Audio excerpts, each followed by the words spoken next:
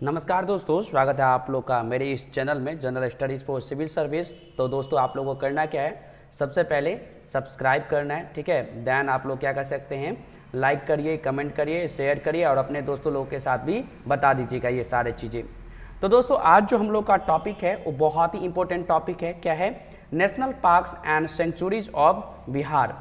बहुत इंपॉर्टेंट, हम लोग ने पहले भी डिस्कस किया है। बिहार का मैप देख लीजिए आप लोग। बिहार के उत्तर में नेपाल, दक्षिण में झारखंड, देन जो है आपका पूरब में वेस्ट बंगाल, ठीक है, और पश्चिम में उत्तर प्रदेश है। ठीक, तो ये सारी चीज़ें हम लोगों ने डिस्कस किया हुआ है। ये बिहार का जिला मेरा मधुबनी। आप लोग भी अपना जिला जो है कमेंट जरूर करिएगा, ठीक है दोस्तों।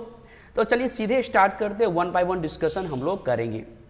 तो बिहार के जो हमारे forest and wild life sanctuary, जिसे वन एवं वन्यजीव अभयारण्य हैं, उसे हम लोग डिस्कस कर लेते हैं। जो बिहार की प्राकृतिक वनस्पति नेचुरल वेजिटेशन जो है दोस्तों, उसको दो भागों में डिवाइड करते हैं, एक आर्द्र पर्णपाती वन, एक शुष्क पर्णपाती वन। जो हमारा आर्द्र जो है पर्णपाती वन जो है वो सोमेश्वर एवं दून के श्रेणी में पाया जाता है। सोमेश्वर क्या है दोस्तों? पहाड़ी है, ये ध्यान में आप लोग को रखना है, ठीक है। नाउ जो आर्द्र पर्णपाती वन का दूसरा एरिया है तराई क्षेत्र का वन। तराई का क्षेत्र जो है ऑलमोस्ट कहाँ पाया जाता है दोस्तों? नेपाल के पास पाया जाता है, ये ध्यान में आप लोग को रखना है। और शुष्क पर्णपाती वन जो है दोस्तों, पहला है पूर्वी मध्यवर्ती क्षेत्र के वन और दूसरा दक्षिणी पठार के पश्चिमी क्षेत्र वाले वन, ये ध्यान में रखना है। अब कुछ इंपॉर्टेंट फैक्ट्स जो है हम लोग बिहार से रिलेटेड डिस्कस कर लेते हैं। तो दोस्तों जो फॉरेस्ट एरिया है जोग्राफिकल एरिया के अकॉर्डिंग इंडिया का, वो क्या है 23.57% जो है अपना पॉपुलेशन है और बिहार में 6.87 है, ठीक है, परसेंट।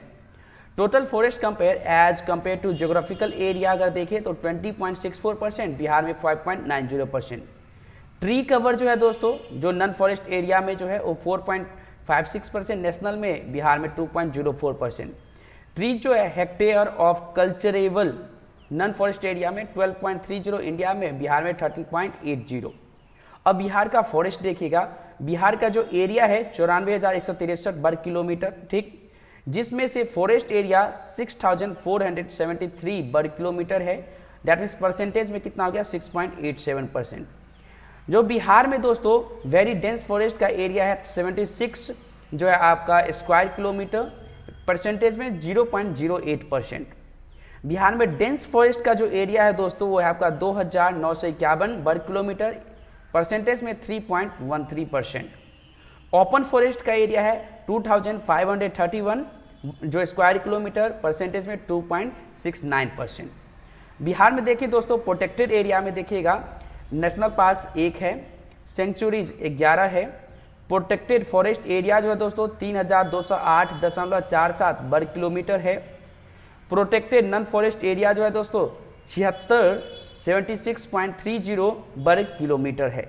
ओके, ये ध्यान में आप लोग को रखना है। नाउ अब कुछ हम लोग देख लेते हैं, जो प्रोटेक्टेड एरिया जो है उसको देखिएगा।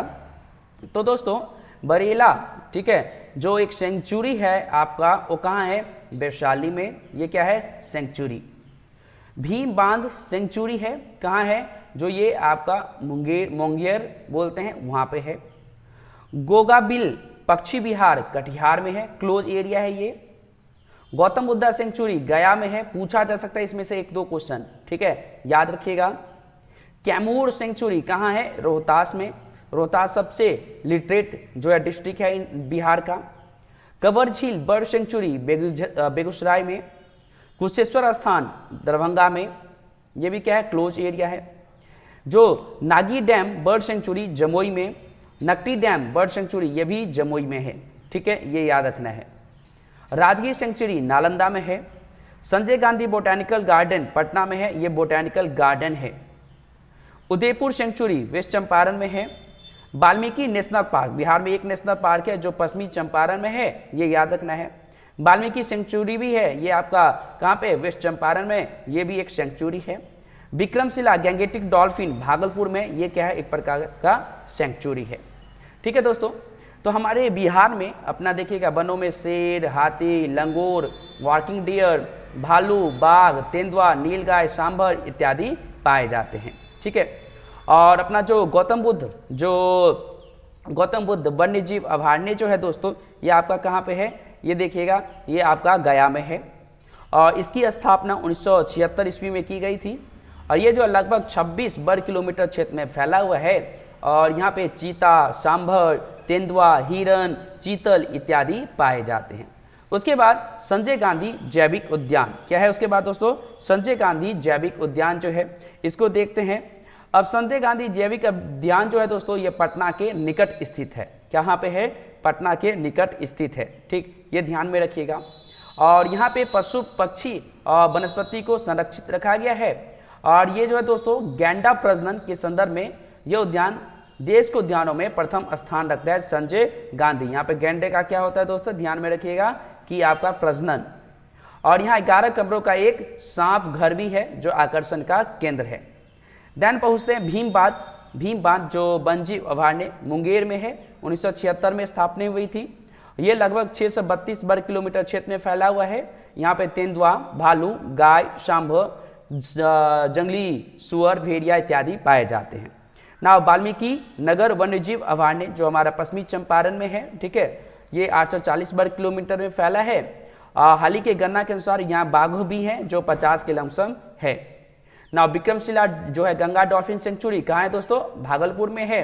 भारत में यह अपने तरह का पहला डॉल्फिन अभयारण्य है। बिहार सरकार ने 1990 में इसे मान्यता दी थी और यह 50 किलोमीटर क्षेत्र में फैला हुआ है।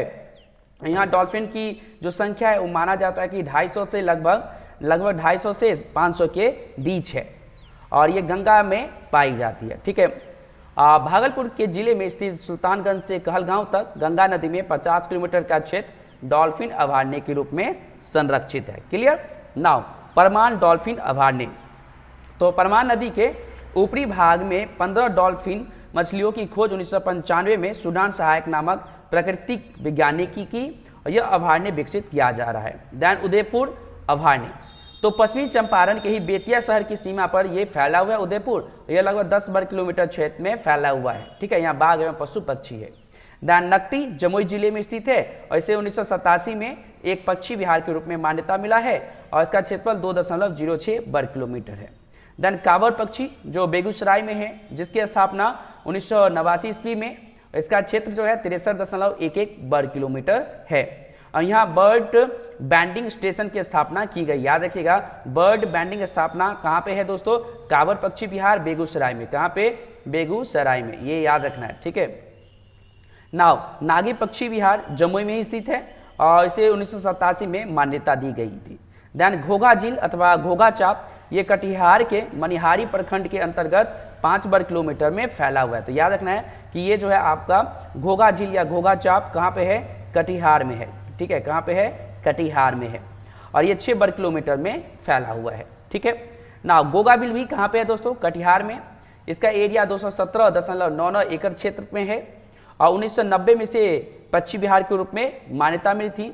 और इसी पक्षी विहार में दोस्तों धनुष आकार झील भी है जिसका नाम गोगा बिल है। याद रखिएगा धनुष आकार झील कहाँ, कटिहार में हो गया और यहीं पे क्या है दोस्तों आपका जो गोगा बिल पक्षी विहार भी है। कुशेश्वर पक्षी विहार 100 वर्ग किलोमीटर में फैला है, दरभंगा में है और ये फेमस है दोस्तों, ये उत्तर भारत का सबसे बड़ा पक्षी विहार है।